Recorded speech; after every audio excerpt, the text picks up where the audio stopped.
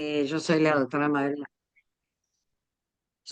Mabel Martino, que coordino el Comité de Climaterio del Cono Sur de FLASOC y tengo el honor de abrir este webinar agradeciendo a todos los integrantes de este comité, por Chile la doctora Ailén Bull, por Uruguay la doctora Stephanie Viroga, por Paraguay la doctora Blanca Fretes, por Brasil la doctora Celeste Osorio y yo estoy en representación de Argentina.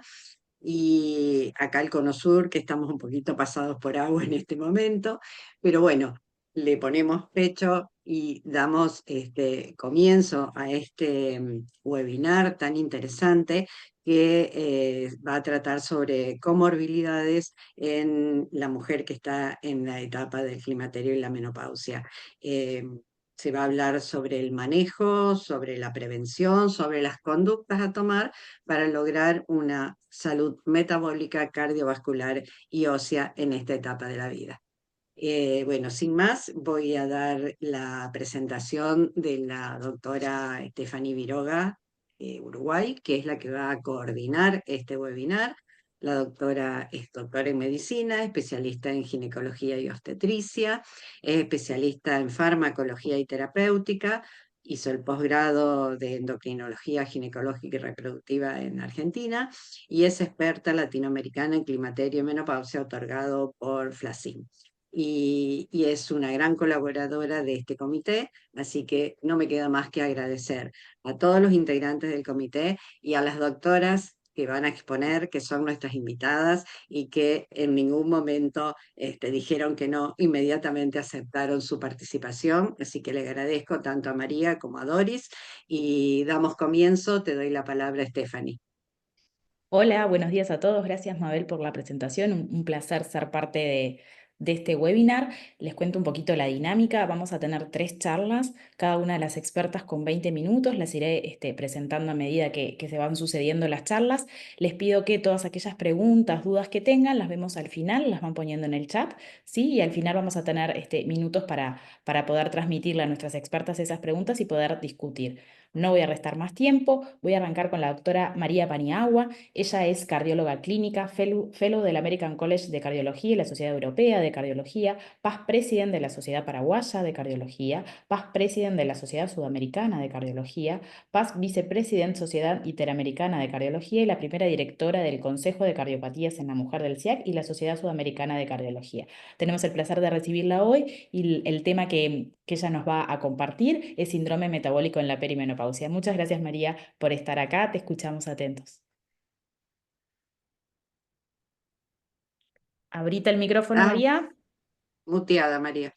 Ok, ya. Ahora sí. Muchas gracias por la invitación a las organizadoras de este webinar y a la FLASOC y a la doctora Blanca Frete, que es quien me invitó. Voy a compartir mi presentación.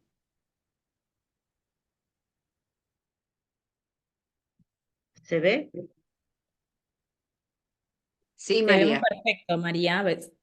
Perfecto, se ve en modo presentación, así que estamos ahí. Ok, bueno, entonces ya inicio con él. Voy a apagar mi cámara. Ok, ya. Muy bien, no tengo conflictos de intereses en esta charla. Desde hace muchas décadas, las enfermedades cardiovasculares son la primera causa de muerte tanto en hombres como en mujeres. Pero en mujeres el riesgo va creciendo cada vez más y vamos identificando que la mujer tiene factores de riesgo mucho más numerosos que los varones. Y acá vemos en esta gráfica cómo esta mortalidad está estrechamente relacionado con el nivel de estrógeno. A medida que disminuye el estrógeno, la mortalidad cardiovascular aumenta en la mujer. Y eso se debe a que en el transcurso de la vida, la mujer va adquiriendo factores de riesgo específicos de la mujer, como ser, por ejemplo, el síndrome del ovario poliquístico, la hipertensión gestacional, la diabetes gestacional y otras afecciones que va adquiriendo en el transcurso de la vida. No les voy a definir lo que es la menopausia, ustedes lo saben muy bien. Lo único que voy a resaltar es que en la menopausia es donde aparecen esos factores de riesgo que genéticamente viene predisponiendo a la mujer, como la hipertensión arterial, la diabetes, y sumado a otros factores de riesgo adquiridos como el tabaco, el alcohol, la obesidad, eso va empeorando la salud cardiovascular de la mujer y es en la menopausia donde la mujer presenta una etapa muy riesgosa para desarrollar enfermedades cardiovasculares.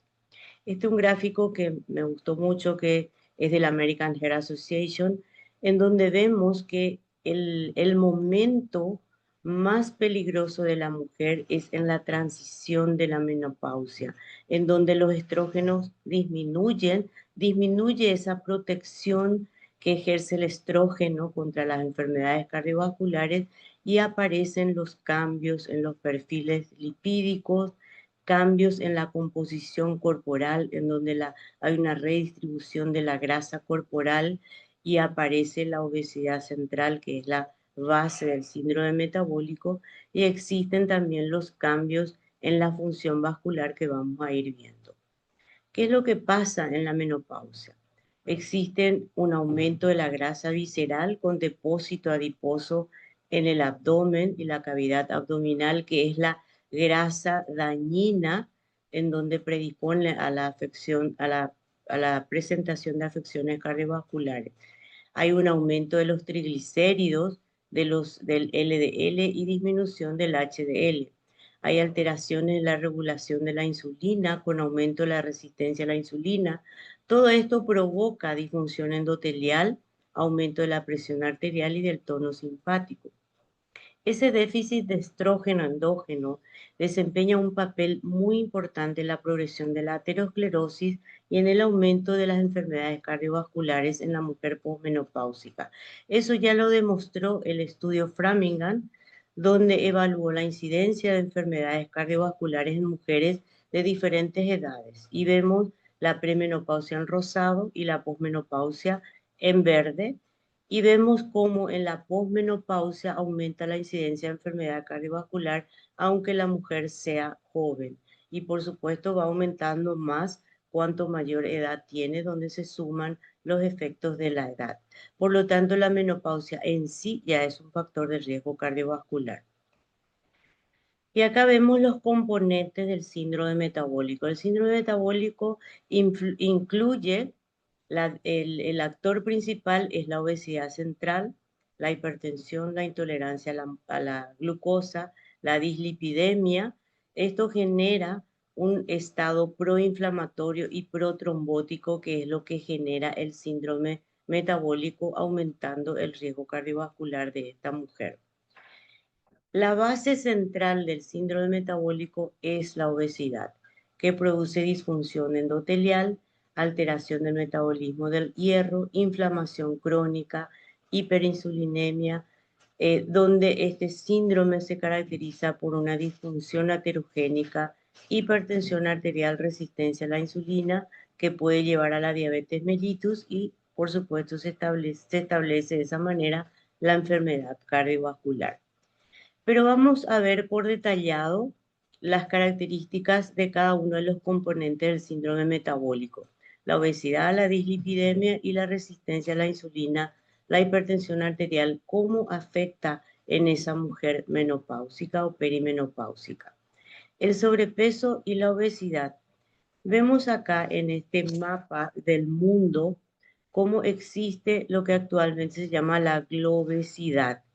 La diferencia entre varones y mujeres, lo que está en azul oscuro, es la prevalencia de obesidad dependiendo de las regiones, y vemos cómo en la mujer, que es el que está a la izquierda, vemos cómo en la mujer la obesidad es mucho más prevalente, sobre todo en nuestra región.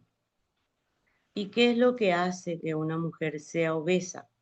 Depende de la dieta, de factores geográficos, de la actividad física, está muy relacionada el sedentarismo con la obesidad, y actualmente influye muchísimo la mercadotecnia, la industria alimentaria, en donde factores ambientales como ser lo que consumimos a través de las redes sociales, donde nos venden por los ojos esos alimentos que son más bien engordativos y que predisponen a que compremos y que nos vayamos consumiendo en obesidad.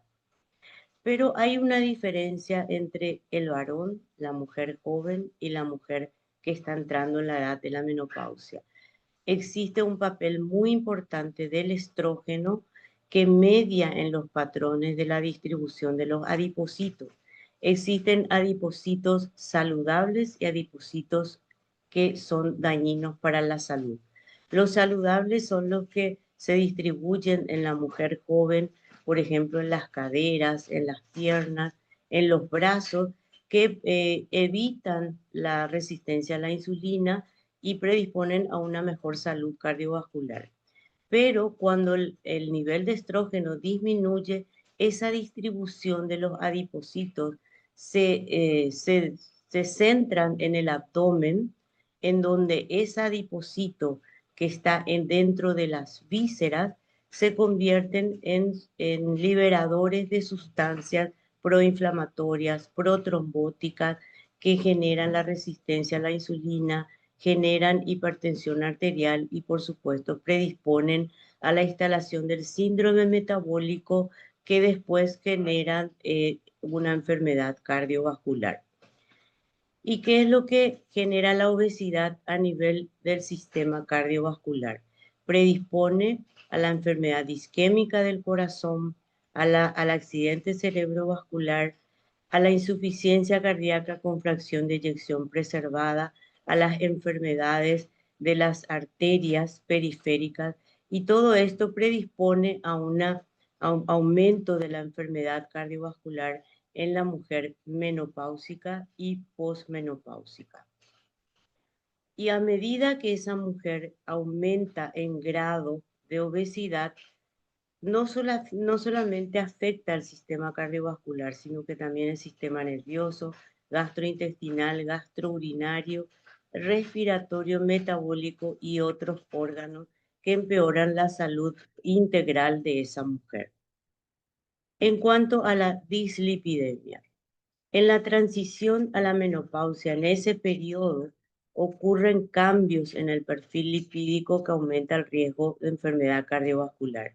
Y esos cambios consisten en disminución del HDL, aumento del LDL, de los triglicéridos, de la ApoB, la lipoproteína A, disminuye la función protectora del HDL y, por supuesto, eso aumenta el riesgo de aterosclerosis en la mujer. Existe una diferencia en la formación de la placa ateromatosa entre los hombres y las mujeres. Antes de la menopausia predomina la formación de placa ateromatosa en los varones, pero después de la menopausia esa característica se invierte. Y eso es debido al aumento del LDL en la mujer menopáusica, que se encuentra estadísticamente relacionado con la enfermedad aterosclerótica isquémica cardíaca, cerebral y vascular periférica. Pero hay una característica específica en la mujer para desarrollar enfermedad isquémica del corazón. No solamente está relacionada con la presencia de ateroma. Las arterias coronarias de la mujer son más finas y tortuosas y puede presentar aterosclerosis más difusa, que se caracteriza por placas más blandas. La mujer tiene más predisposición a erosión de placa y rotura de placas pequeñas y a microembolización distal. En la mujer existe una menor incidencia de enfermedad obstructiva anatómica. Por eso que vamos a tener que una mujer que presenta un síndrome coronario agudo y que se somete a una coronariografía, no es raro encontrar que su coronariografía está normal, no presenta placas ateromatosas, porque esa mujer puede tener ateromatosis difusa, no en las grandes arterias, sino que en la microvasculatura. Y también una mujer puede estar predispuesta a tener espasmos coronarios. Eso es lo que se llama el síndrome de Takotsubo, en donde vamos a tener coronarias totalmente normales, pero sin embargo la paciente puede estar cursando un síndrome coronario agudo con coronarias normales. Eso se debe al espasmo coronario o a enfermedad de la microvasculatura. En cuanto a la resistencia a la insulina, vamos a tener que la diabetes está aumentando progresivamente en el mundo y tenemos así una proyección de la diabetes hasta el 2045 en un 46% a nivel global. Y en nuestra región, en América del Sur, vamos a tener que va a ir aumentando en un 53%. Y así tenemos que en el mundo 1 de cada 10 mujeres viven con diabetes. Dos mujeres de cada 5 presentan diabetes en edad reproductiva y 1 de cada 7 nacimientos va asociado a diabetes gestacional. Vemos que 2.1 millones de mujeres presentan diabetes y 70% de los casos de esta diabetes pueden ser prevenibles con cambios de estilo de vida. ¿Y qué complicación produce la diabetes? Muchas de las mujeres no fallecen por hiperglicemia, sino por las complicaciones, sobre todo por la enfermedad cardiovascular, que puede desencadenar falla cardíaca o síndrome coronario agudo. Está muy relacionada la diabetes con el riesgo cardiovascular, sobre todo de falla cardíaca, insuficiencia cardíaca con fracción de eyección preservada. También el riesgo de tener enfermedad isquémica del corazón está muy relacionada con la diabetes. Las mujeres con diabetes presentan una diabetes, una aterosclerosis difusa de las coronarias y termina en síndrome coronario agudo. También pueden presentar accidente cerebrovascular isquémico y muerte por enfermedad cardiovascular. ¿Qué hay con relación a la hipertensión arterial? Acá vemos el informe del NANES, donde presenta una incidencia de hipertensión arterial comparando mujeres y varones.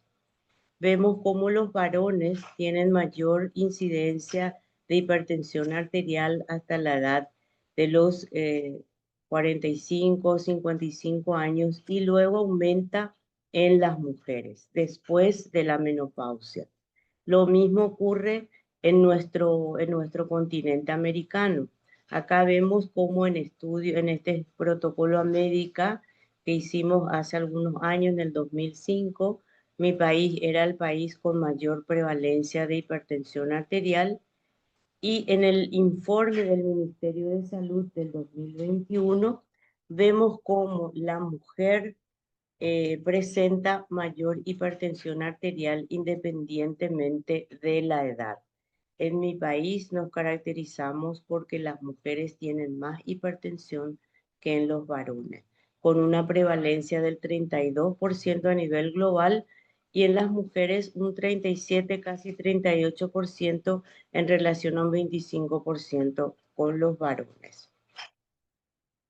¿Cómo influye la hipertensión arterial en las mujeres menopáusicas? Hay una alteración del sistema renina-angiotensina, aumento de la rigidez arterial, aumento de la actividad simpática que produce disfunción endotelial y esto va muy relacionado con las hormonas, específicamente con el nivel del estrógeno.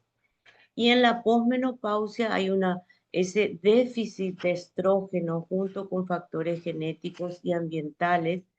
Hay un aumento de la hiperactividad simpática, hay una reabsorción mayor del sodio en el túbulo contorneado proximal que produce un aumento de la angiotensina 2, que produce un aumento del sistema renina-angiotensina, que lleva a un aumento de la resistencia vascular periférica y lo lleva a la hipertensión arterial.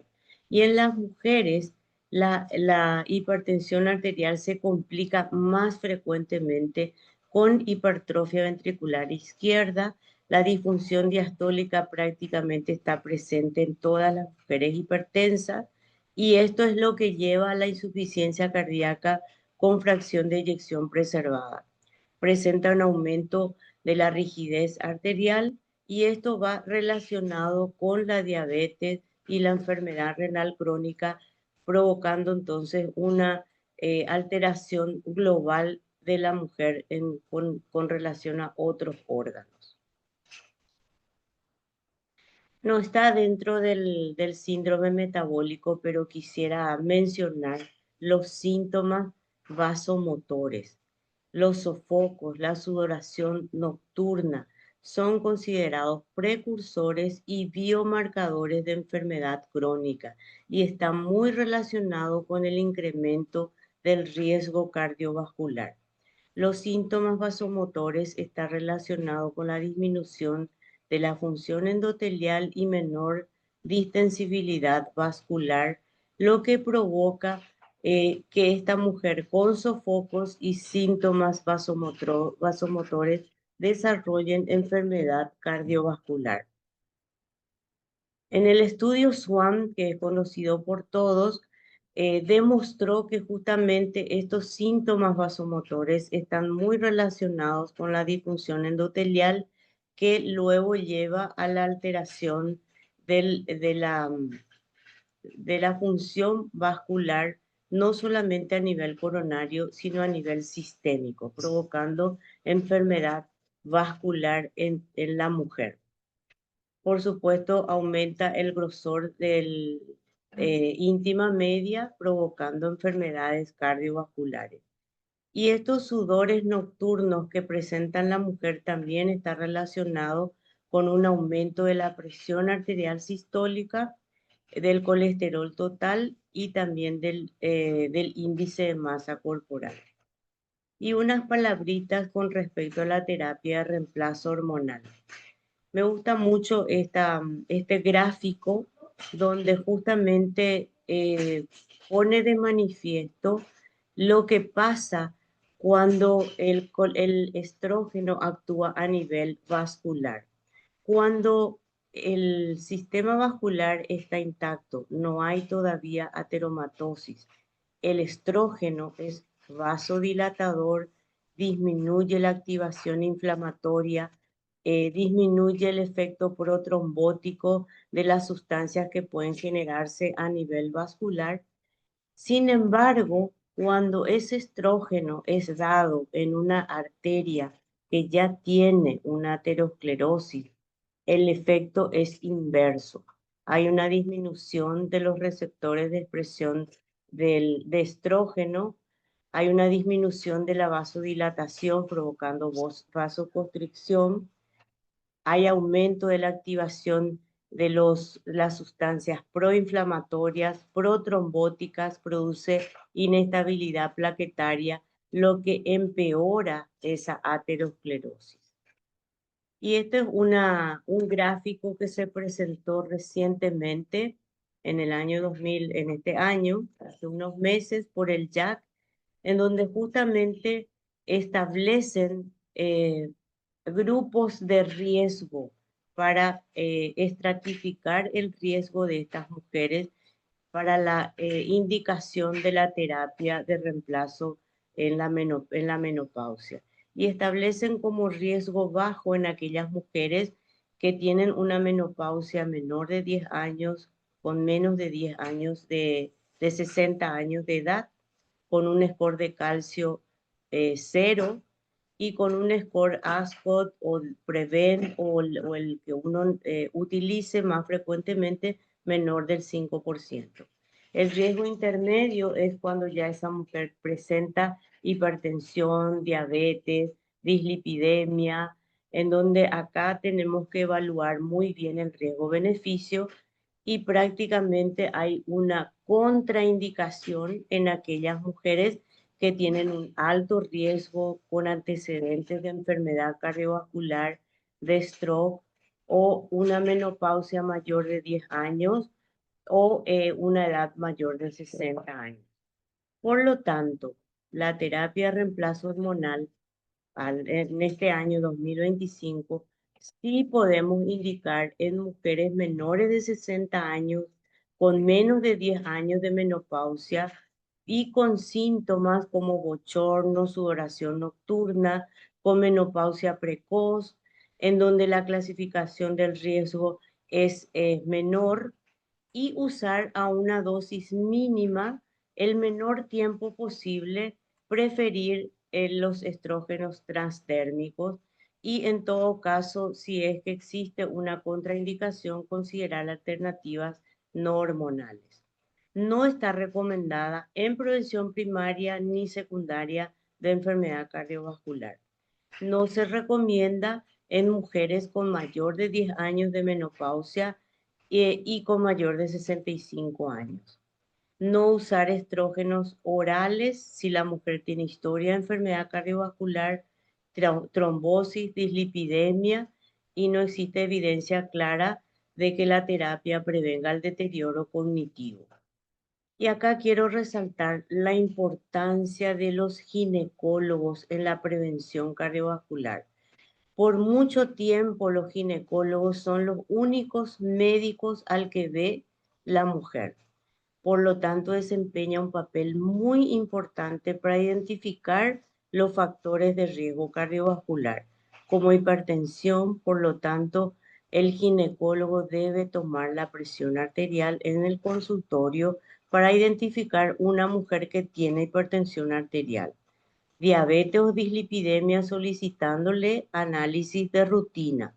Esta detección de los factores de riesgo es una prioridad en la consulta ginecológica y es interesante derivar en forma oportuna al cardiólogo para salvar vidas y trabajar en forma conjunta con los ginecólogos. Para evitar que una mujer menopáusica llegue al cardiólogo con un evento vascular agudo, tenemos que aprender a identificar los factores de riesgo y trabajar en forma multidisciplinaria. Para los cardiólogos nos es demasiado triste que nos deriven una paciente ya con un accidente cerebrovascular o que ya están en diálisis o ya están con un síndrome coronario agudo o con una secuela de un infarto en donde ya poco es lo que podemos hacer. Por eso es muy importante trabajar en esa mujer joven, en la transición a la menopausia, para evitar que llegue a esos eventos agudos en donde ya no podemos hacer gran cosa. Y recientemente en el Congreso del American College justamente se trató este tema y emitieron 8 consejos sencillos para llevar una salud cardiovascular en la menopausia. Evitar fumar, normalizar la presión arterial, el azúcar en la sangre, el tratamiento de la dislipidemia, evitar o tratar la obesidad, seguir una dieta saludable, hacer ejercicios físicos y dormir bien. Eso es muy importante. Como mensaje final, entonces, la transición a la menopausia no es solo un cambio hormonal, sino que es una ventana crítica para la salud cardiovascular de la mujer, en donde tenemos que trabajar en forma conjunta. Los cambios hormonales, metabólicos y emocionales se entrelazan, generando oportunidad única para la prevención. El enfoque debe ser integral: abordar los síntomas, promover los hábitos saludables, cuidar el sueño, la salud mental y controlar los factores de riesgo. Prevenir la enfermedad cardiovascular en la mediana edad femenina es posible si escuchamos, acompañamos y actuamos en forma proactiva. Este es un grupo que se formó acá en Paraguay, el grupo que llamamos Mujeres en Rojo. Se formó en el 2012, hace 13 años, donde primero fuimos unas pocas mujeres cardiólogas y luego fuimos sumando los diferentes países. Actualmente ya estamos desde Canadá hasta Argentina, trabajando en conjunto por la salud cardiovascular de la mujer. Y hemos ya publicado diferentes comunicaciones, artículos. En el 2012 presentamos las primeras guías de prevención primaria en la mujer. En el 2023 publicamos sobre un posicionamiento sobre el manejo de de la mujer menopáusica. El año pasado presentamos un libro sobre enfermedad cardiovascular en la mujer y esperamos actualmente trabajar en conjunto con los ginecólogos y que este grupo vaya creciendo no solamente con la integración de cardiólogos, sino que también obstetras y ginecólogos para que enfoquemos en forma multidisciplinaria la salud cardiovascular de la mujer. Muchas gracias. Muchas gracias, María. La verdad que es súper clara tu presentación, excelente, te felicito. Vamos a seguir en la temática. Las preguntas que están poniendo en el chat las contestamos al final con los expertos. Nuestra siguiente expositora es la doctora Celeste Osorio, profesora titular del Departamento de Ginecología y Obstetricia de la Universidad Federal de Río Grande del Sur, coordinadora de la Clínica de Menopausia del Hospital de Porto Alegre, del Hospital de Clínicas de Porto Alegre, expresidenta de la Asociación Brasileña de Menopausia, presidenta de Febrasgo, integrante de la NAMS y de la IMS. Gracias, Celeste. La charla de Celeste sigue muy ligada a la de la doctora Paniagua y nos va a hablar de las repercusiones cardiovasculares en la menopausia. Gracias, Stephanie. Muy buenos días a todos. Muchas gracias por la invitación. Y Mabel, un placer estar con usted más una vez. Doris e Maria, lo mesmo. E Maria já me antecipou vários temas que vamos falar. Vou passar um pouquinho mais rápido para não se tornar repetitivo. Então, vamos começar, porque, em realidade, cardiovascular e síndrome metabólica estão muito relacionados, verdade? Vamos, então, excusa por mi portuñol también, porque no hablo el español puro y lindo como ustedes, pero pasar un poquito los temas de por qué hay incremento de riesgo cardiovascular en la menopausia. Como ya ustedes miraron, la disminución de estrógenos reduce el efecto vasodilatador y incrementa la resistencia vascular periférica. Hay una disfunción endotelial, como se vio, menos protección frente a lesiones vasculares y un incremento de activación inflamatoria y estrés oxidativo. Al mismo tiempo, cambios en la regulación autonómica con incremento del sistema nervioso simpático, incremento y disminución de la variabilidad de la frecuencia cardíaca y la grasa corporal con la gordura, grasa visceral, com produção de fatores inflamatórios e também incremento da resistência à insulina e dislipidemia, como já veremos. Então, a obesidade, a hipertensão, incremento de diabetes tipo 2, tudo vai incrementar o risco. Este é um dos materiais que hicimos em colaboração com a Sociedade Brasileira de Cardiologia e também alguns componentes, creio que Maria estava também, de América Latina. E no ano passado foi publicado um Brazilian Guideline on Menopausal Cardiovascular Health. E também este ano de 2025, um outro material desta oportunidade com cardiologia, endocrinologia e ginecologia, que é guideline sobre a saúde cardiometabólica das mulheres ao longo de toda a vida. E são materiais livres de acesso, se desejarem, e posso passar para vocês também. Vou apresentar um pouquinho de los principais temas. Já hablamos sobre a importância de los fatores inflamatórios para o incremento desses riscos que já também vimos, e a dislipidemia é dos fatores que mais tempo se habla, pero é real, e aqui é uma demonstração de como o LDL, que é o malo colesterol, se incrementa à medida que se ultrapassa o período de ingresso à menopausia. Como já dito também, os sofocos são relacionados também a incremento de eventos cardiovasculares, e este é justamente o trabalho que Maria falou, el SWAN, e se vira praticamente uma relação linear de incremento del número de sofocos en rojo con más taxa de eventos cardiovasculares. Cuando comparado con las mujeres sin síntomas, es un incremento muy significativo de patología cardiovascular.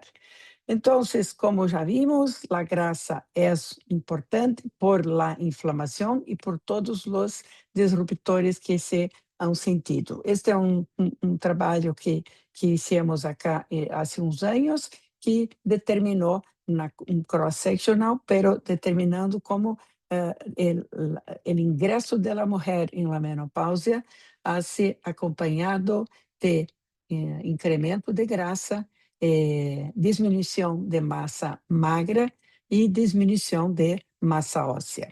E aqui, solamente para ilustrar, como a gordura, a grasa visceral, é relacionada acá com todos os fatores inflamatórios que vão incrementar o risco cardiovascular.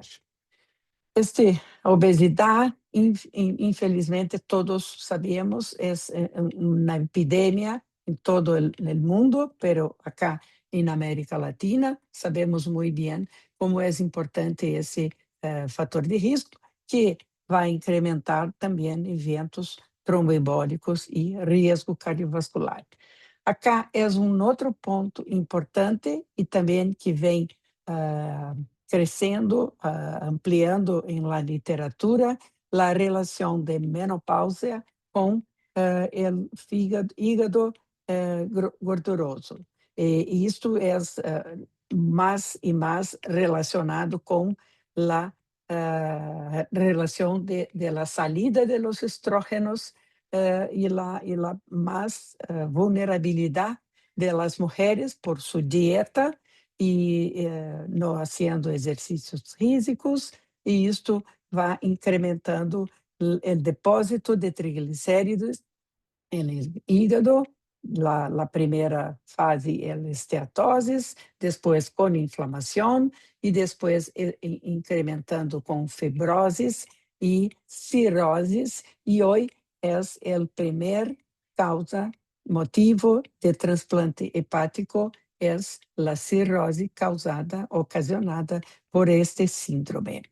Então, sabemos que é muito comum no mundo todo e há uma relação muito importante com o incremento de enfermidade cardiovascular. Há uma maior prevalência e mortalidade em mulheres quando comparado com homens. Miren, mais que o doble de mulheres vão morrer por causa desta patologia, e sabemos que mulheres antes da menopausia têm uma proteção e a seguir da menopausia começam a incrementar esta patologia. Há uma deficiência de estrógeno, sabemos que há o receptor de estrógeno alfa no tecido do hígado e há uma proteção enquanto o estrógeno está presente. Depois, sabemos também que quanto mais tempo de menopausia se distancia, há uma correlação com a gravidade da fibrose. E sabemos também que mulheres com insuficiência ovárica prematura têm um risco mais grande de fibrose grave de 90%. E os níveis de andrógenos incrementados também estão correlacionados com o maior acúmulo de grasa visceral, como todos nós sabemos, e incrementa também esta patologia. E que tem isto a ver com a enfermidade cardiovascular? Tem tudo, porque está tudo imbricado. Então, acá, na meta-análise de 129 estudos, a doença cardiovascular nessas mulheres está incrementada em 43%, a hipertensão 75%, o diabetes muito mais, pré-diabetes, síndrome metabólica, doença renal crônica e também câncer. Todos esses afetados por esta patologia. E será que a menopausia, de fato, tem relação com este incremento? E isso é o que esta revisão sistemática em meta-análises, publicada há pouco, mostrou que sim, há uma relação de menopausia com incremento deste hígado gorduroso, y tanto que la conclusión de esta meta-análisis es que sí hay esta asociación, y esto por todos los mecanismos que ya hablamos, que no voy a repetir, las citocinas proinflamatorias, la obesidad central, y hay una crítica a ese estudio porque no fue hecho la evaluación de etnia, ni uso de terapia y ni de tabagismo. Pero sí, la literatura está incrementando, y acá miren cómo el estrógeno está colocado como un factor de protección, con actividad física, dieta, la edad más joven, y acá los riesgos, como todos sabemos, pero la menopausia incluída acá.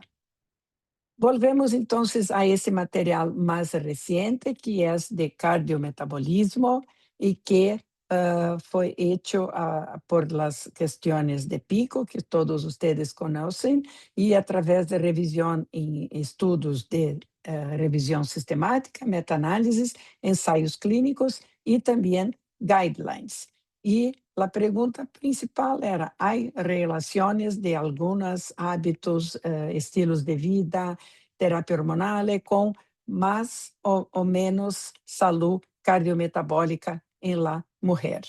Y acá hay mucho poca literatura específicamente en mujeres, y esto es un comentario importante. Todos nosotros sabemos que hay una prevalencia incrementada de patología cardiovascular en mujeres, especialmente después de la menopausia, pero los estudios siguen siendo hechos más en hombres. Pero vamos a ver o que se concluyó con grado de recomendación fuerte y certeza de evidencia elevada. Después de toda la revisión y de discusiones entre cardiólogos, endocrinólogos y ginecólogos. Todos nosotros sabemos, pero es importante certificar. La dieta, sí, es muy importante.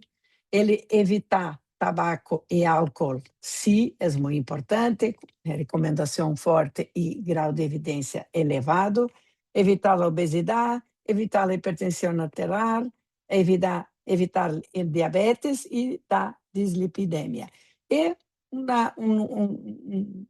una atención acá, porque la actividad física, que todos nosotros recomendamos y creemos mucho en su evidencia, pero acá se quedó con grado de recomendación fuerte, pero la certeza de evidencia un poquito no tan fuerte. Empezando un poquito sobre la evaluación clínica y biomarcadores, enquanto estamos avaliando esta mujer, nosotros sempre chamamos a atenção da história menstrual e da história de todo o seu passado, a composição corporal e seu peso, sua medida de pressão. Isto é fundamental em todas as consultas de uma mulher no climatério, sempre. A investigação de fatores de risco convencionais, já vamos ver a seguir, e alguns outros exames que depois podemos falar.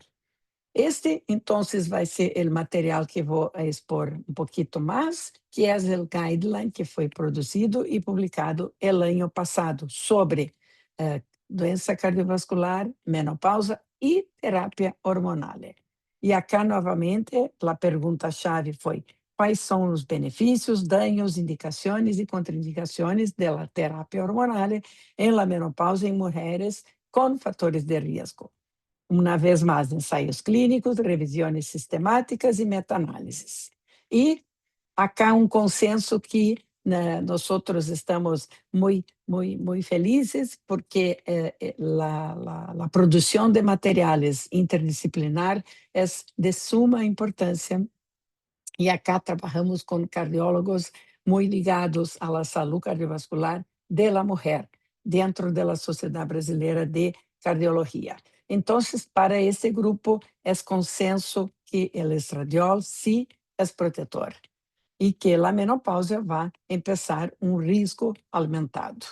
Temos os fatores de risco tradicionais que todos conhecemos: diabetes, sedentarismo, o tabagismo, síndrome metabólica, dislipidemia, obesidad, hipertensión y estrés crónico.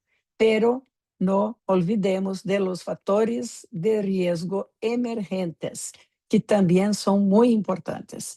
Bajo grado de educación, bajo nivel socioeconómico, sin trabajo, los factores ambientales, el soporte social y también un bajo acceso a sistema de salud, son todos importantes, trazendo um incremento de risco cardiovascular. E acá algumas conclusões para que chegamos ao final. Em la menopausia, a insuficiência cardíaca, sistólica e diastólica e a remodelação concêntrica do ventrículo esquerdo são mais frequentes e aumentando ainda mais com a insuficiência ovariana prematura.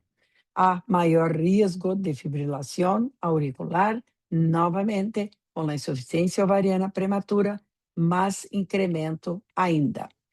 Devemos sempre fazer uma estratificação de risco cardiovascular. Não temos uma ferramenta específica para mulheres em menopausa e se pode utilizar a estratificação que vocês têm mais familiaridade. As mulheres têm, sim, uma menor carga de aterosclerose. A doutora Maria nos falado com muita qualidade e há uma maior disfunção microvascular em las artérias coronárias. E uma vez mais, como temos falado muito de isto, a INOCA, que são isquemia sem artérias coronárias obstrutivas. A microvasculatura da mulher é muito frequentemente mais importante do que as placas cardiovasculares produzindo a isquemia. E lembrando acá a inflamação como fator de risco, os fatores hormonais, lembrando os ovários policísticos e também mulheres com pré-eclâmpsia durante o embarazo, os fatores psicossociais, estresse, ansiedade, depressão e os fatores de risco tradicionais sempre estão participando, infelizmente. E acá alguns comentários sobre este INOCA, que é um aumento, incremento de tono vascular, o vasoespasmo coronário é um mecanismo que também está envolvido e a derivação a um especialista, como a doutora Maria nos falou, é muito importante para um diagnóstico e tratamento precoce e melhorando a qualidade de vida desta mulher. Se estão realizando amplos ensaios clínicos para verificar que são as terapias farmacológicas ideais, pero ainda não sabemos quais são esses tratamentos ideais para esta INOCA. Uma vez mais, é importante falar do acidente cerebrovascular, quando a hipertensão é o principal fator de risco e sempre, como já falamos, fazer a medida, a mensuração da pressão arterial de todas nossas mulheres em laboratório é fundamental. Há um fator de impacto mais negativo em las mulheres quando têm hipertensão, quando têm diabetes, quando têm o fumo, é mais importante para as consequências cardiovasculares do que para um homem. E acá, as recomendações finais deste importante material que foi feito com a Sociedade de Cardiologia e Ginecologia, as perguntas mais importantes. Quem deve utilizar a terapia? Todas mulheres com sintomas e sem contraindicações. E acá, novamente, se fez os graus de recomendação e nível de certeza também, muito alto. O tratamento de los síntomas vasomotores, síndromes geniturinários, insuficiência ovárica prematura é muito importante e também prevenção da osteoporose e as fraturas. E acá, como já a Maria colocou, e este é um tema para quizá debatermos, porque para os cardiólogos, de fato, não há evidência suficiente de prevenção cardiovascular primária com a terapia mesmo que empezada em la ventana de oportunidade. E acá, então, mais uma vez, falando de quando a mulher deve empezar a terapia, en los primeros 10 años de pós-menopausa ou antes de los 60 anos. Empezar mais tarde está relacionado a incremento de risco e há exceções, podemos novamente falar depois, pero em geral, empezar dentro de la ventana de oportunidade, onde o estrógeno há capacidade de evitar, de prevenção de vários fatores metabólicos e vasculares que já hablamos. A dose, empezamos em geral com as doses mínimas suficientes para o tratamento de los síntomas, e as mulheres com hipertensão controlada pueden utilizar la terapia con cualquier vía, pero la vía transdérmica en hipertensión, diabetes, obesidad y síndrome metabólico, y las mujeres fumadoras también, y las mujeres sedentarias, siempre el estrógeno por vía transdérmica. Acá, solamente una ilustración, para que não olvidemos da ventana de oportunidade, porque sabemos que mulheres que iniciam a terapia mais temprano têm capacidade de conviver com benefícios que o estrógeno pode fazer, incluso demonstrado acá nesse estudo conhecido por todos vocês, que é o ELITE, que é o incremento do estrógeno no período inicial foi relacionado com prevenção de incremento de espessura de carótida. Sempre a avaliação antes de começar a terapia, a mamografia, colesterol, os lipídios, glicemia, a estratificação de risco, exames ginecológicos e alguns adicionais em alguns casos.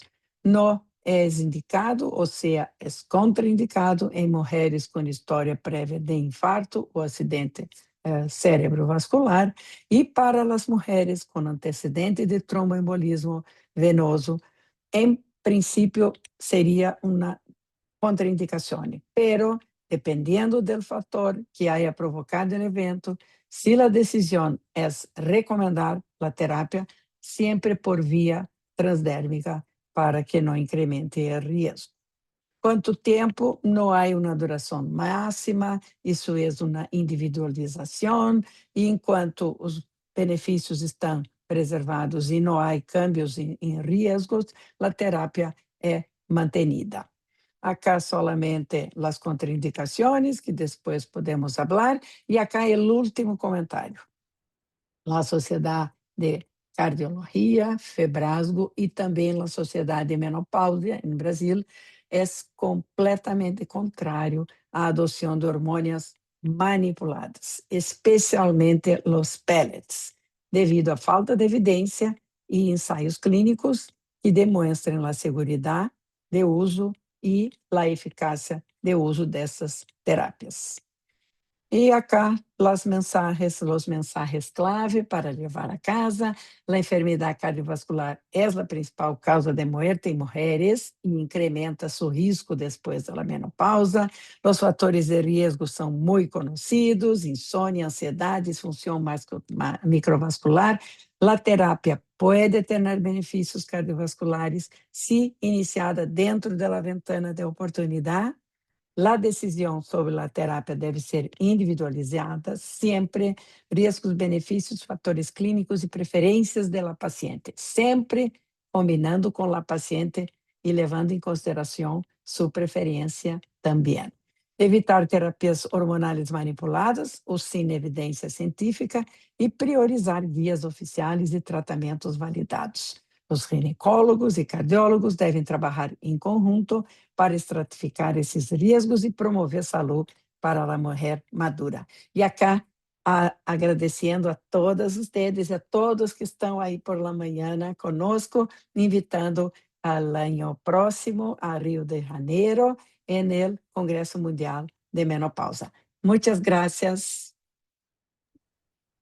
Gracias, Celeste. Excelente presentación y tu español es igual que el nuestro, de brillante, se te entendió muy claro. Muchas gracias, excelente presentación. Voy recabando las preguntas para el final y ahora vamos con la última exposición.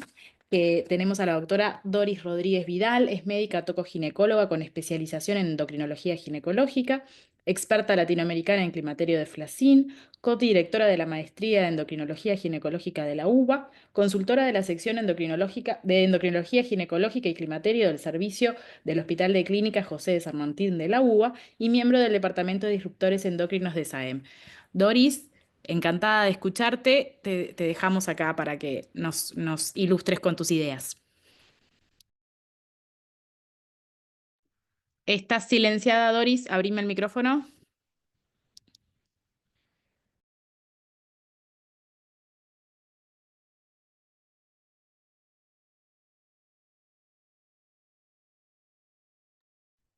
Abajo de todo, a la izquierda, o si querés dejar de compartir para poder ver el panel.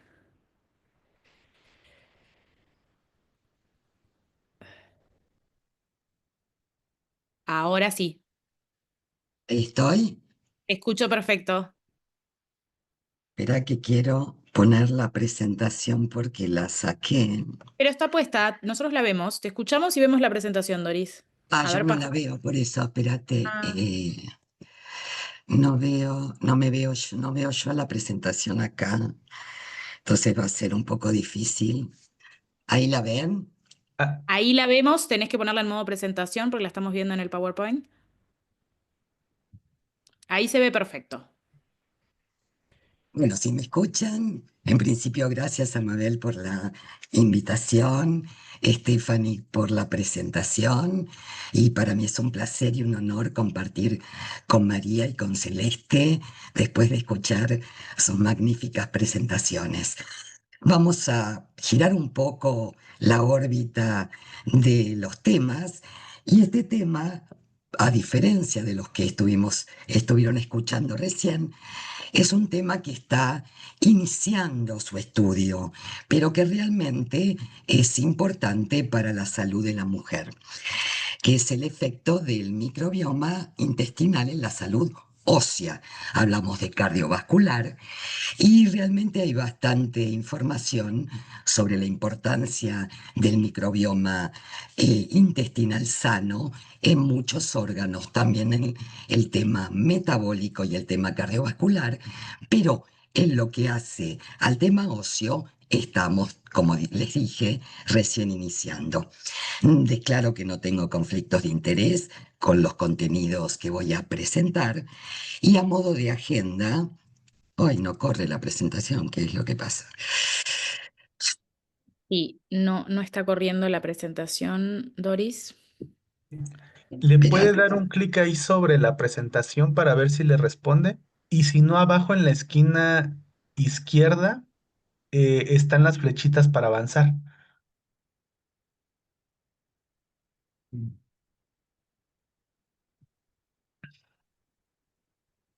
llama la atención porque recién avanzaba. Bueno, voy a dejar de compartir y la vuelvo a subir, ¿les parece? Sí, perfecto. Voy a volverla a subir para que suba correctamente.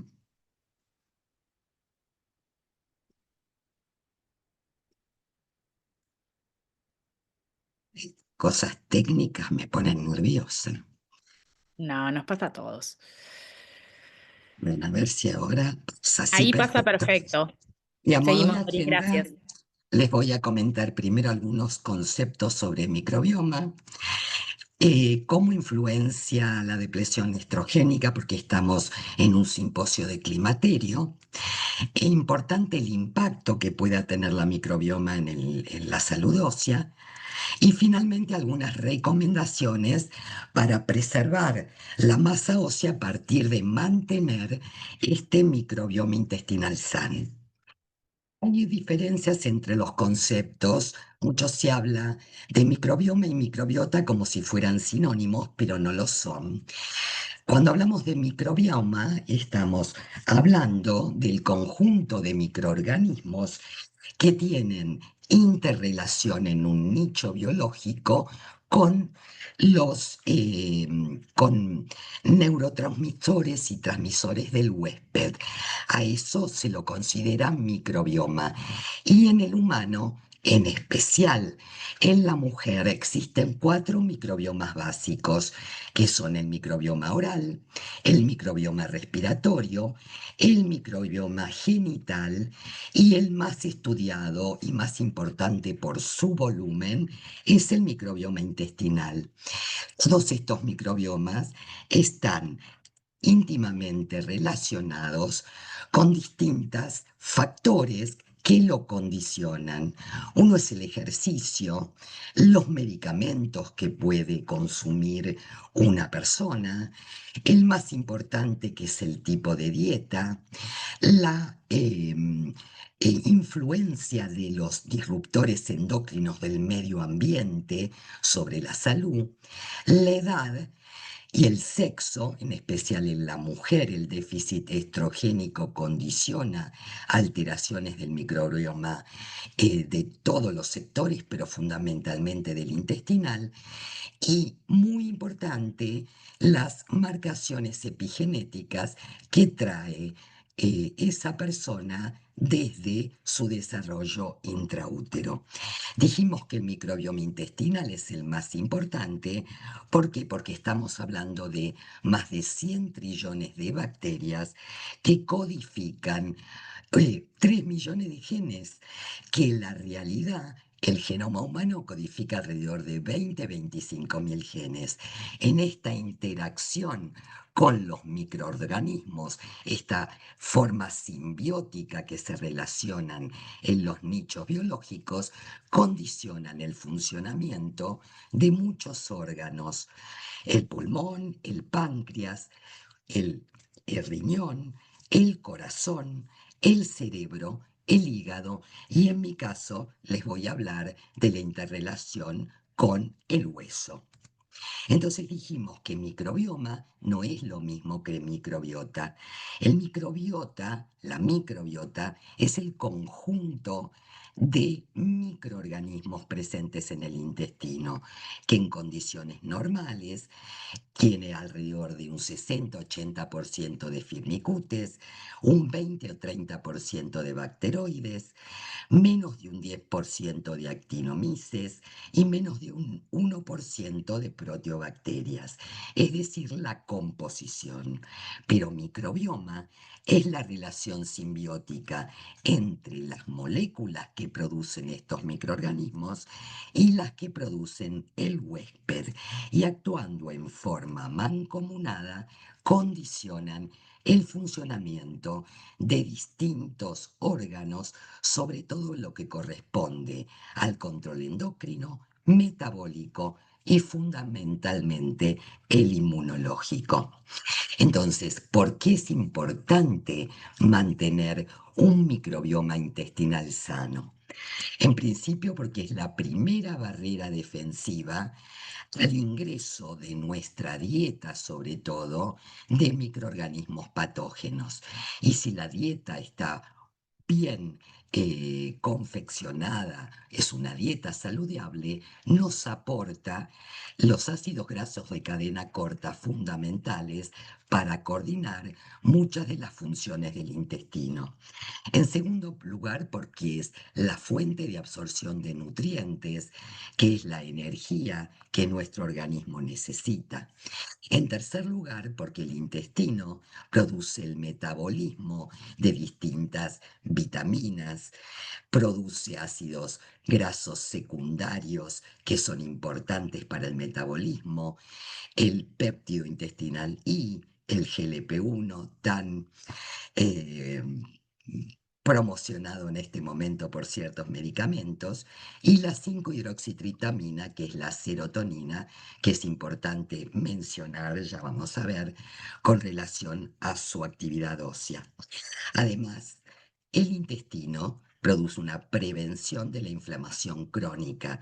Un microbioma intestinal funcionando sano mantiene una baja concentración de inflamación en el organismo, y la inflamación, sabemos, como hemos escuchado a las anteriores disertantes, es un factor que condiciona un mal funcionamiento metabólico y cardiovascular, y de eso nos morimos.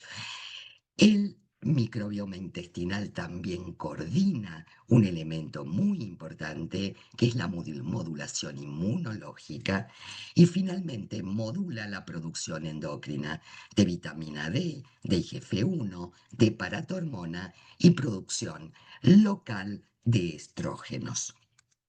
Entonces, la disbiosis intestinal, es decir, la alteración de la variedad y composición de nuestra microbiota intestinal, condiciona una disfunción de ese microbioma, de esa relación entre los microorganismos y las moléculas del huésped. ¿Y qué factores son los que más condicionan una disbiosis? El principal es una dieta alterada, una dieta rica en grasas saturadas, una dieta demasiado excesiva en proteínas, el sedentarismo, el envejecimiento, la, el ejercicio físico exagerado y fundamentalmente en la mujer el déficit estrogénico, que condiciona un mal funcionamiento del microbioma intestinal por distintas razones. En este grafiquito lo hemos publicado en una revista con la doctora Fernández, la revista de Aleg, y es un poco gráfico básico de todos los elementos que condicionan un déficit de estrógenos a nivel del intestino.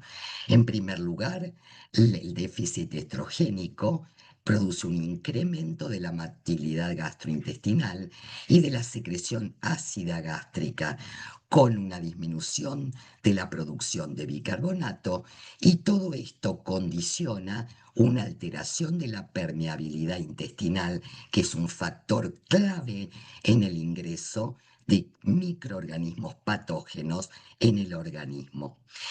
Específicamente sobre el efecto sobre el microbioma intestinal, disminuye la cantidad y diversidad de microbiota, aumenta la relación firmicutes-bacteroides. Esto determina una flora obesógena, y esa flora obesógena, ¿qué condiciona? Un aumento de colonización por anaerobios, un aumento de lipopolisacáridos provenientes de esos anaerobios, que provocan lo que se llama endotoxemia, y la endotoxemia incrementa la producción de citoquinas inflamatorias, y eso nos lleva a la insulinoresistencia y al desarrollo de problemas metabólicos. Asimismo, cuando la flora es patógena, disminuye la concentración de ácidos grasos de cadena corta proveniente del metabolismo de las fibras, y esto nos hace disminuir la producción de GLP-1, con lo cual se estimula a nivel del eje intestino-cerebro un aumento de las neuronas orexígenas, en detrimento de las neuronas, de la actividad de las neuronas anorexígenas, con un incremento del apetito. Y finalmente, el microbioma intestinal trata de defenderse de esta falta de estrógenos y pone en juego, si existen ácidos grasos de cadena corta, una deconjugación de estrógenos locales, que se llama estroboloma, que lo que permite es mantener una actividad estrogénica a partir de la actividad intestinal. Bien, entonces, ¿cómo se relaciona la microbiota intestinal con el equilibrio de la función y la remodelación ósea? básicamente manteniendo de la integridad de 4 funciones. La primera, la barrera intestinal; la segunda, la regulación inmunológica; la tercera, la producción metabólica, sobre todo de GLP-1 y péptido intestinal I, no tanto de la serotonina, que ya vamos a hablar; y la modulación endocrina, la producción de vitaminas, sobre todo la vitamina D, el IGF.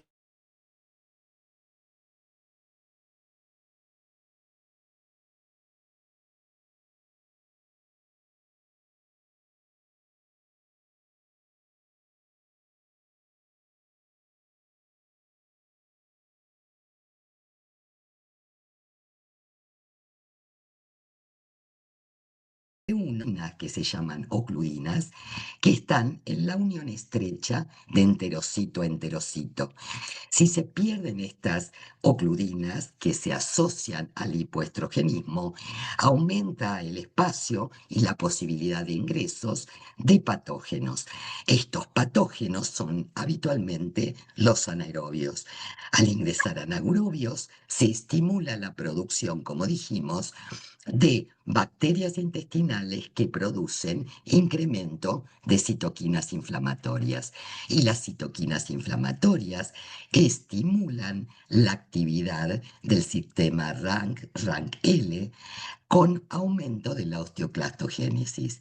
Si por el contrario yo mantengo una unión célula-célula entre los enterocitos, siempre mantenida por una dieta que tenga alto contenido en fibra, que me pueda proveer los ácidos grasos de cadena corta que yo necesito para estimular la buena producción local de vitaminas y de distintos factores a nivel del intestino, esto va a mantener una inflamación baja en el intestino y va a estimular, por el contrario, la producción de osteoprotegerina, que va a equilibrar la actividad RANK y va a favorecer la formación ósea.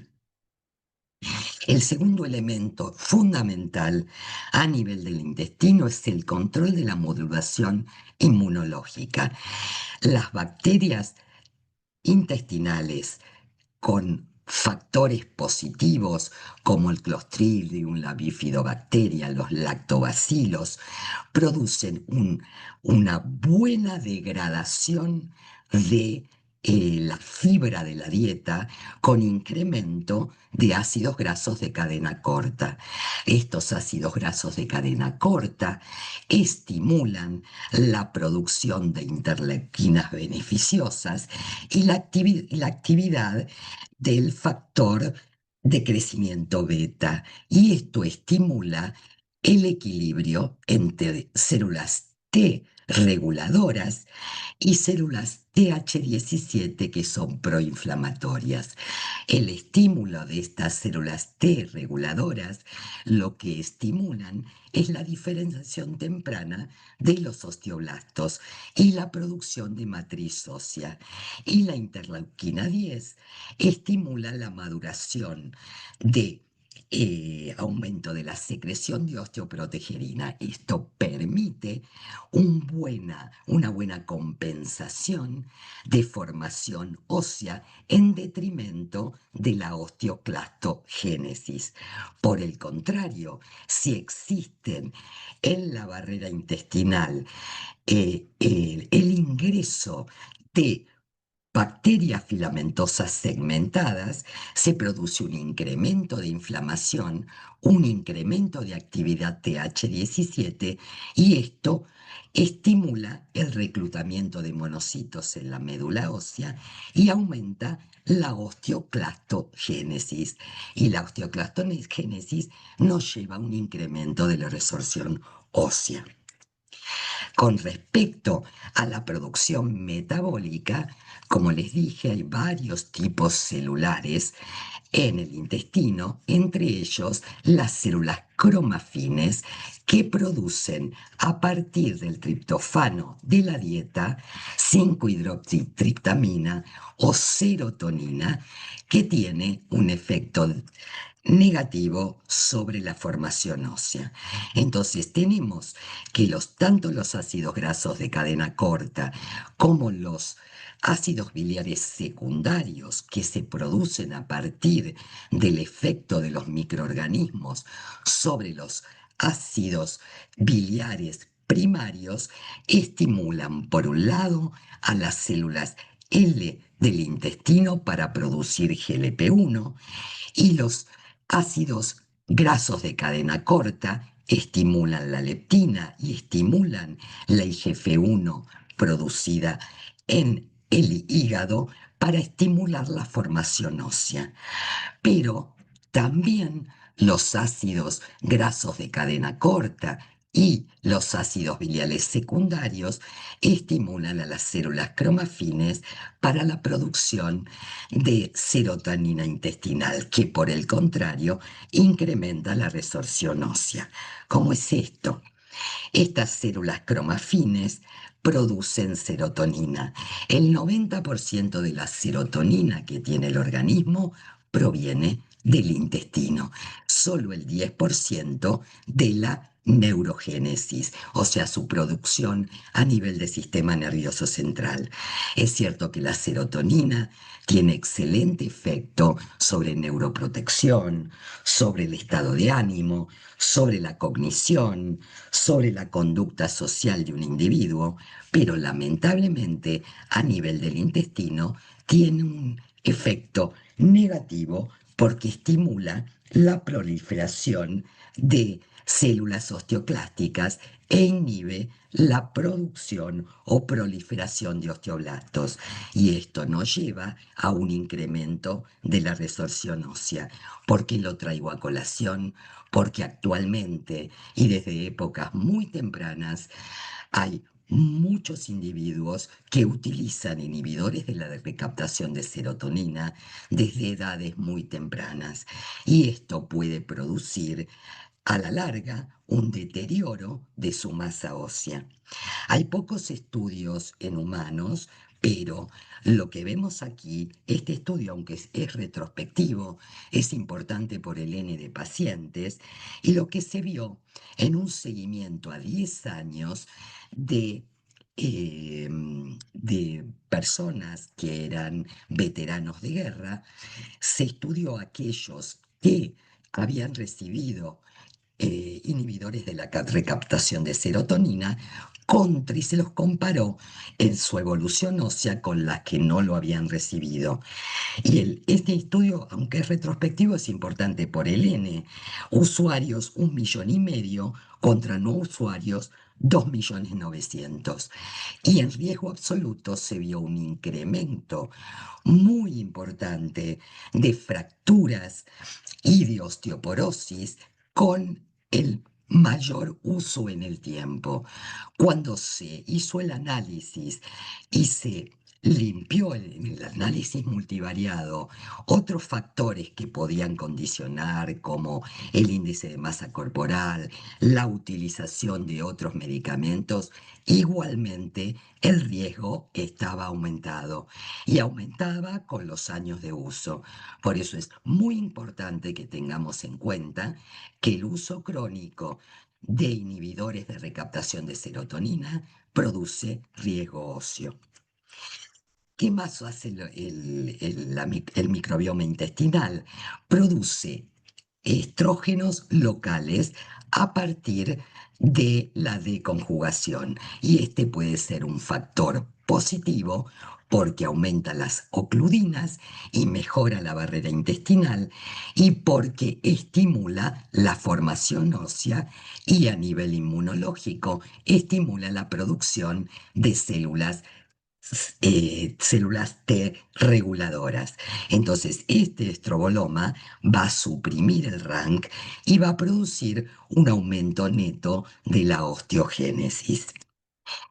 Por último, un microbioma intestinal funcionando en forma incorrecta ha mostrado en los estudios animales que una secreción continua de paratormona producida por el estímulo de bacterias filamentosas segmentarias, nuevamente estimula la producción de células TH17.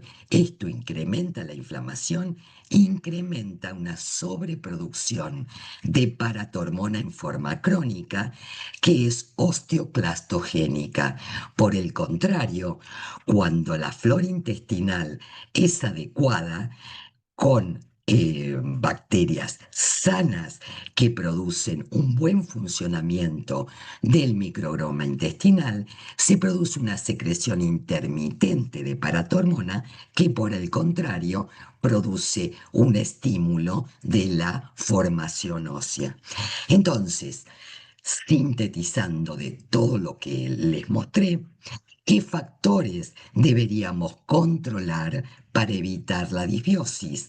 La mala alimentación, o sea, dietas ricas en grasas saturadas, la exposición a disruptores endocrinos o besógenos a los que estamos expuestos todo el tiempo, como son los oftalatos, los bifenoles, los parabenos, todo vienen en dietas con alto elemento de procesamiento. El climaterio es otro factor que contribuye a la disbiosis, la sobreactividad física y, como vimos, el uso crónico de antidepresivos. Entonces, ¿cómo, cuál es el factor fundamental para prevenir o desarrollar una masa ósea saludable? La dieta. Y este factor también lo podemos relacionar con el riesgo cardiovascular y con el riesgo metabólico. Y a diferencia de lo que dijeron mis colegas, esto es educación y hay que promoverlo desde la infancia, porque la osteoporosis es una enfermedad pediátrica y la obesidad hoy también es una enfermedad pediátrica. Y si queremos mujeres sanas en la etapa del climaterio, debemos educar y prevenirnos desde la primera infancia de tener una masa ósea sana y evitar la obesidad. Y todo esto va a contribuir a una mejor salud al momento del climaterio. Fíjense que hay factores dietarios que debemos evitar y una de las formas de evitarlo es colaborar con una alimentación saludable, sobre todo en los niños. ¿Cuál es la dieta que ha comprobado que es saludable tanto en lo metabólico, en lo cardiovascular y también en lo óseo? La dieta mediterránea. Y esta dieta es la que deberíamos imponer desde etapas tempranas de la vida. Este estudio es de los pocos estudios en humanos que hay hasta ahora en relación a el microbioma intestinal y su accionar sobre el metabolismo óseo. Aquí se tomaron dos grandes poblaciones y se tomaron muestras de microbiota de, eh, de las dos poblaciones y se estudiaron en correlación a masa ósea y se vio que ciertas cepas de bacterias se asociaban con una menor densidad de radiositivias, mientras que otras se asociaban con mejor densidad ósea. ¿Y para qué puede orientarnos esto? Y bueno, puede orientarnos para ver cuál alimentación mejora las bacterias que contribuyen a mejorar la masa ósea. Y en el futuro, porque hay desarrollo de todo esto, cómo quizá probióticos o posbióticos farmacéuticos podrían mejorar su uso, podría mejorar la producción de este tipo de bacterias para mejorar una mantención de una función ósea adecuada. Pero esto es todo etapa muy precoz del conocimiento. ¿Qué tenemos en terapéutica para ir terminando? En terapéutica, lo que se llaman farmabióticos es utilizar o tratar de mejorar las bacterias intestinales beneficiosas que en conjunto con una dieta saludable pueden mejorar el funcionamiento de el microbioma intestinal. Entonces, todo lo que viene de la dieta, que la dieta tiene que estar rica en fibras, rica en granos, pobre en grasas saturadas, mejora, obviamente lo dijimos, un funcionamiento de una microbiota, de un microbioma sano. Pero en la industria que se está tratando de desarrollar, que todavía no hay datos básicos de si realmente funciona o no funciona, pero lo que se está midiendo es si podemos tomar partes de esas bacterias, vivas o muertas, partes de la pared celular de esas bacterias y parte de fracciones metabólicas para producir metabióticos o parabióticos que puedan contribuir a una salud del microbioma intestinal. Obviamente, se consideran muchos beneficios, pero este tipo de terapéuticas pueden producir efectos colaterales. O sea que hay mucho que andar todavía con el uso de probióticos farmacéuticos porque pueden producir diarreas, su uso crónico puede producir una adición en la mucosa y condicionar mayor infección, y hay que tener mucho cuidado en los pacientes que están inmunodeprimidos. Hay mucho que estudiar a este respecto. Aparte, la producción farmacéutica de probióticos tiene que ver con lograr algún tipo de metodología farmacéutica que evite la degradación a nivel de la secreción del estómago. Y eso tiene que ver con formar nanopartículas, tiene que ver con ver qué tipo de selección de microbios es más beneficiosa. Les vuelvo a decir, falta mucho para que tengamos resultados. Sin embargo, las redes sociales y en general el Internet promociona permanentemente este tipo de cosas, pero la realidad es que hasta ahora no hay todavía resultados ni a nivel metabólico y tampoco, obviamente, en esto que es a nivel óseo. Entonces, en terapéutica, ¿qué tenemos hoy? Tenemos prebióticos que están dados por la dieta saludable y por lo que viene en la alimentación saludable, como puede ser la leche, como puede ser el yogur, el kefir, determinados elementos que son lactobacilos y bifidobacterias que vienen de la dieta. Los probióticos farmacéuticos, la ingeniería de bacterias, esto es otra cosa que se está tratando en ingeniería genética de producir bacterias beneficiosas o por el contrario, de producir fagos que inhiban el desarrollo de bacterias nocivas, y lo que sí se utiliza solamente hoy aprobado para el tratamiento de la infección recurrente por Clostridium difficile es el trasplante de microbiota intestinal de un donante. Estos tres todavía están en etapas muy tempranas del desarrollo.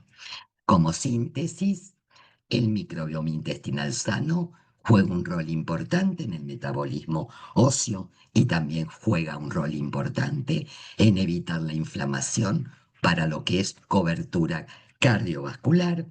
La depresión estrogénica obviamente es un factor negativo tanto para el metabolismo como para la masa ósea. La dieta mediterránea y la actividad física moderada, no exagerada, contribuyen a preservar la masa ósea y también a optimizar el funcionamiento de la microbiota intestinal, y el uso crónico de inhibidores de la recaptación de serotonina tiene que ser tenido en cuenta. Hay que tratar de evitar este tipo de fármacos y necesitamos más evidencia para recomendar probióticos farmacéuticos para prevenir la masa ósea. Gracias por haberme escuchado. Les muestro una foto de nuestro mayor y excelente equipo de trabajo del Hospital de Clínicas.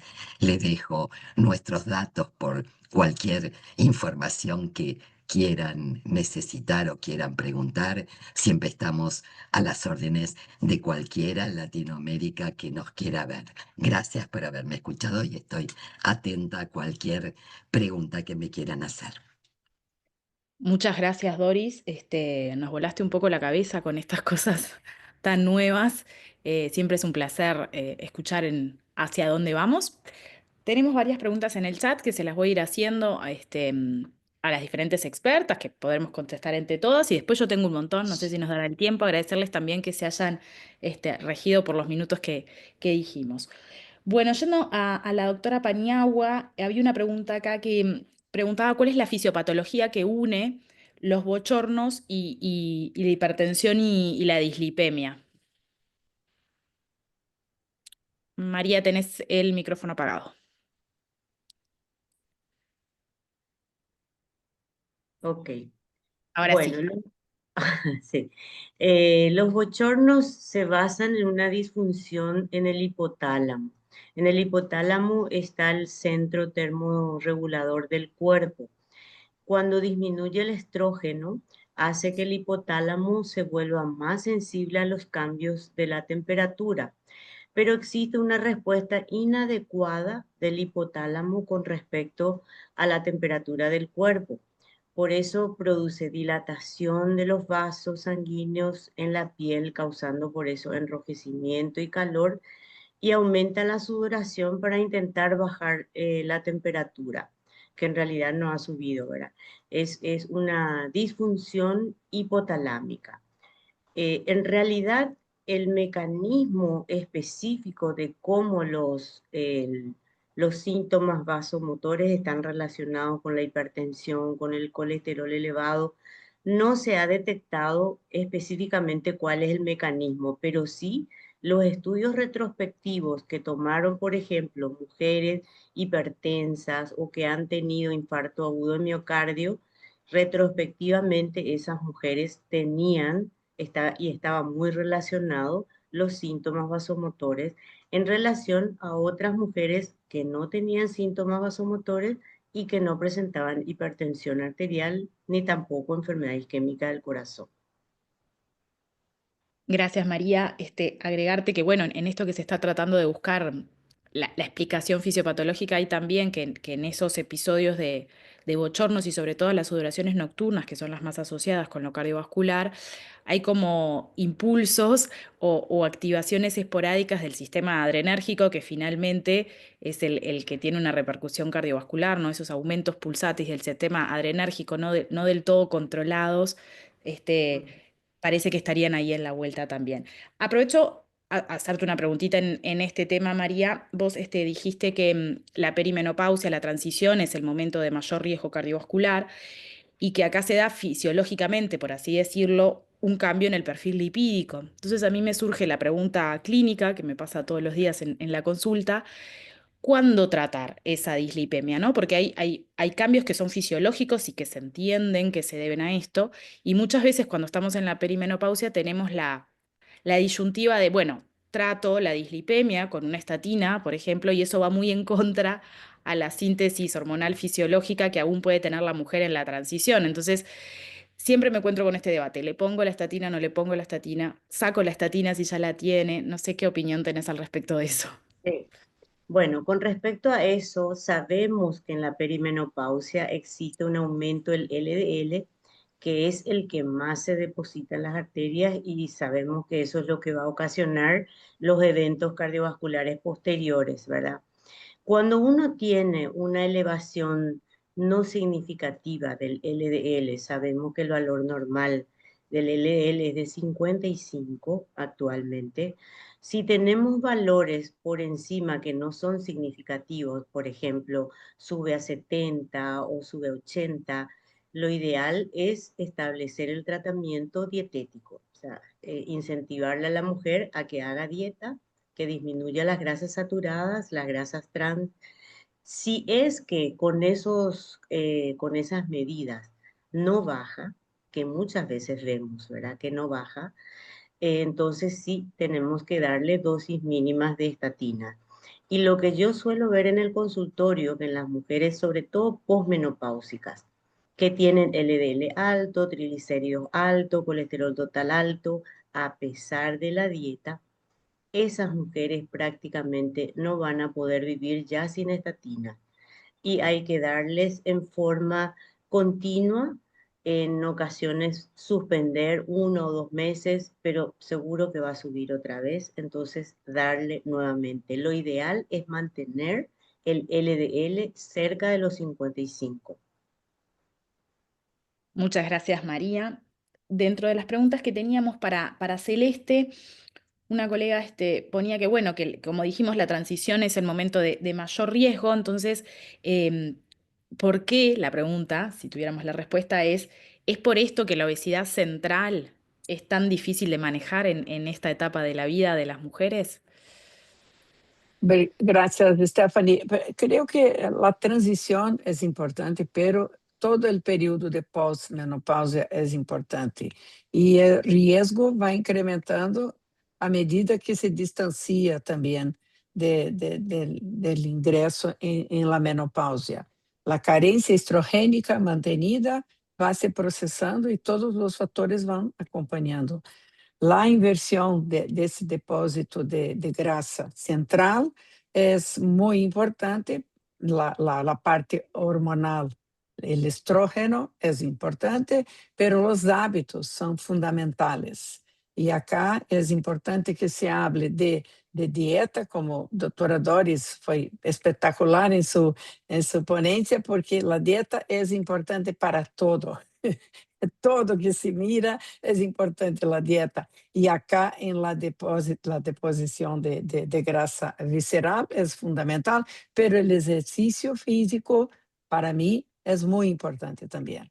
Como dice doctora Doris, por la vida toda, pero en este momento muy importante también, porque hay mujeres que no hicieron ejercicio toda la vida y ahora en el periodo de la menopausia es un momento de empezar si no hubo la indicación más temprana. Entonces, es importante esta cuestión de deposición de grasa visceral, pero es un paquete, todo importa en este momento, y no solamente en la transición, pero todo el periodo de la posmenopausia es importante también.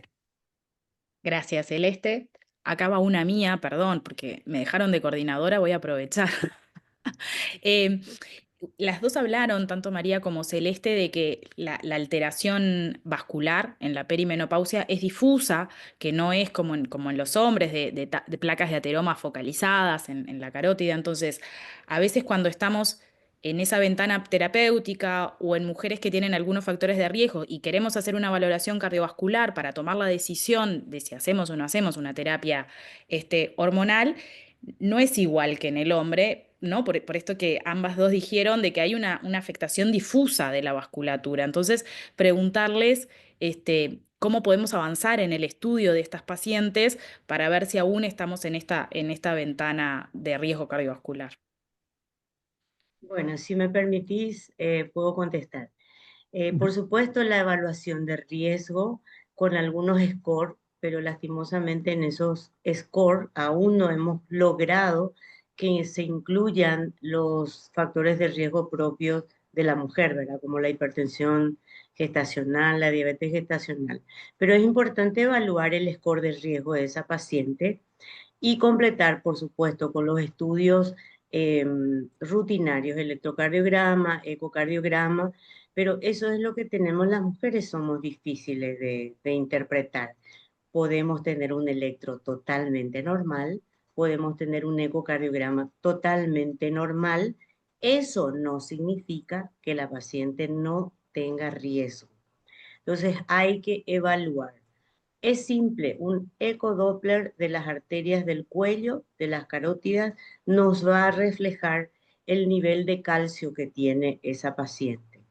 Y si dudamos, entonces pedir una Angiotac para evaluar mejor el score de calcio. Completar siempre los estudios auxiliares con un ecodoppler de arterias y básicamente ahora se recomienda que una mujer con alto riesgo o que ya ha tenido algún evento se le haga en forma regular un ecodoppler de las arterias carótidas para evaluar el espesor íntima media y ver cómo estamos con el nivel de aterosclerosis en las arterias. Pero también, una vez que digamos, bueno, no tiene un score elevado en las arterias del cuello, tampoco descarta. ¿Por qué? Porque nosotras escondemos nuestra afección cardiovascular. Si somos muy nerviosas, que la mayoría somos así, tenemos múltiples actividades en la casa, fuera de la casa, estamos muy estresadas, entonces podemos hacer una enfermedad microvascular o un espasmo coronario. En cualquier momento puede presentarse eso y no confundir un síntoma que es propia de la menopausia, por ejemplo, la falta de aire, la opresión, muchas veces no solemos expresarnos bien y nos interpretan como que estamos menopáusicas nomás, pero sin embargo estamos cursando un evento coronario agudo. Por eso es que siempre acá nosotros enseñamos a los médicos de guardia no minimizar los síntomas de la mujer, siempre tratar de estudiarla convencionalmente o propio de la mujer para descartar algún evento cardiovascular. Gracias, María, excelente. Ahora algunas preguntas para Doris. Alguna de las preguntas antes de que terminaras tu charla era el rol de los prebióticos y probióticos. Por suerte, al final diste luz ahí con qué pasa con esto. Estoy totalmente de acuerdo que no existe aún una pastilla mágica que venga a solucionarnos el microbioma que se juega en la dieta y eso lo tenemos que entender las mujeres y transmitir. Pero bueno, abriste ahí una lucecita con el tema de los inhibidores de la recaptación de serotonina y nos preguntan si existe algún algoritmo de estudio para las pacientes que están con ISRS o cuánto tiempo es el que uno podría ver la afectación de la masa ósea en la toma de ISRS. Lo que yo les mostré es algo muy preliminar y se está viendo que antes no se tenía en cuenta, pero hoy por hoy no hay ningún algoritmo. Yo lo traigo para abrir la cabeza, para que lo tengamos en cuenta, pero no existe algoritmo. Pero lo importante es tratar de evitar que los pacientes utilicen este tipo de medicamentos, porque se hacen adictos a esto y la realidad tiene que haber un equilibrio. Es maravilloso lo que consigue en cuanto a neuroprotección y estabilización del humor, pero a nivel de la masa ósea no está bueno. Y mantener medicado a una persona durante muchos años tampoco está bueno. Entonces acá hay que ir prospectivamente analizando qué es lo que pasa. Yo mostré el seguimiento de 10 años de una base enorme, porque son como 4 millones de personas tratadas, 1,5 millones con y el resto sin. Y hay una diferencia muy importante. Entonces, hagamos en la medida de cada uno en su pequeño lugar, tener en cuenta que cada una en el interrogatorio que refiere estar utilizando este tipo de medicamentos, tengamos ojo de cuidarles la masa ósea con los protocolos que corresponden de acuerdo al nivel o al estado en que la encontremos. Pero no hay un algoritmo hoy que nos diga. Y aparte, el algoritmo siempre es bueno, pero cada persona es única y cada persona requiere algo específico.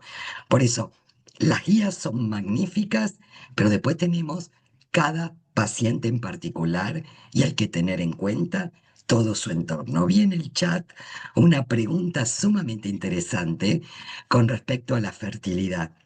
Y de eso ha empezado a publicarse mucho como microbioma intestinal funcionante, influencia de disruptores endocrinos y resultados reproductivos. Y lo que se vio, por ejemplo, en un estudio Freya, que es un estudio de un grupo europeo que está trabajando muchísimo en disruptores, es que los disruptores están en líquido folicular. ¿De dónde vienen? De la dieta. Los parabenos, los bifenoles, los oftalatos, y alteran el líquido folicular y alteran la función del ovocito. Y al alterarse la función del ovocito, las pacientes requieren en fertilización asistida más droga para conseguir los mismos efectos. ¿Y todo de dónde vino?